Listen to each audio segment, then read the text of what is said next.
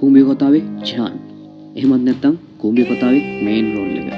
ජහන් කියන්නේ වෘත්තිමය කොන් ආටිස්ට් කෙනෙක්. එහෙමත් නැත්නම් අපි කවුරුත් දන්න විදියට තව ගේම් එකක් ඇතුලේ තව ගේම් එකක් ප්ලේ කරපු නියම ගේම් කාරයෙක්. අපි බලමු මේ ගේම් කාරයාගෙන් අපිට ගන්න පුළුවන් දේවල් මොනවද කියලා. අංක 1 මනා පුද්ගල නිරීක්ෂණය. මේ කුඹියෝ එපිසෝඩ් ගාන ඇතුළෙම ජහන් කරේ ගේම් දීපු එක. හැබැයි දුන්නු හැම ගේමම දුන්නේ අදාළ පුද්ගලයා මොන වගේ කෙනෙක්ද කියලා සම්පූර්ණ ඇනලයිස් එකක් කරාට පස්සේ අපි මේ ඉන්න ගේම් එක ඇතුළෙත් අපේ මේ ගේම් එක සක්සස් කරගන්න අපේ අවට වටපිටාව මිනිස්සු කවුද කියලා හොඳ ඇනලයිස් එකක් තියාගන්න එක අපිට ගොඩක් වැදගත්. අංක 2 සරලකම.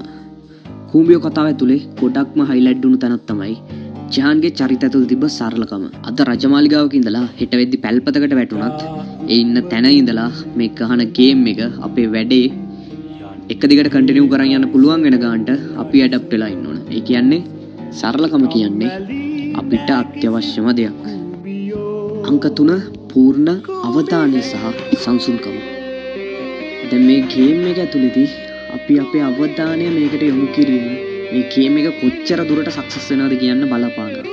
ඒ කියන්නේ දැන් අපි කුඹියෝ කතාව ඇතුලේ ජහන්ගේ චරිතය ගත්තත් ජහන් මොන ගේම දුන්නත් ඒ ගේමට තමන්ගේ අවධානය 100%ක් දුන්නා. ඒ වගේම තමයි ගේම් එක මොන වෙලාවෙ මොන පැත්තට පෙරළුණත් ඒ දේවල් පිළිබඳව කලබලයක් නොවි අපි අපේ සංසුන්කම පවත්වාගෙන යන්න ඕන. අංක 4 සංකීර්ණ ගැටලු කුඩා කරගෙන. ඒ කියන්නේ අපිට ගැටලුව බැලුව බැලමෙන්ම පේන්න පුළුවන් මේක අමාරුයි කියලා. ඒ වගේම මේක කරන්න බැරි වැඩක් කියලා. නෑ. ගැටලුව කුඩා කොටස් වලට වෙන් කරගන්න. කුඹියෝ කතාව ඇතුලේ ජහන් කරෙත් ඒකමයි. කලින් කියපු දේවල් පිළිබඳව ඔළුවේ තියාගෙන මේ ගේම් එක ගැහුවොත් පිච් එකේ වාසිය තියෙන්නේ අපිට. මේක ගහන්න ඕන ගේම් එකක් මචං.